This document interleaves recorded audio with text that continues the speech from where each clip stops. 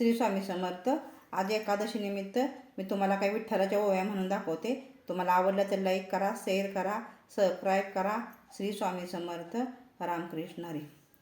पंढरीला ग बाई जाया, पंढरीला ग बाई जाया, पंढरीला ग बाई जाया. गोपाळपुरावर न बाई वाट, गोपाळपुरावर न बाई वाट. ऐकू येत्या तिहारी पाठ, ऐकू येत्या तिहारी पाठ.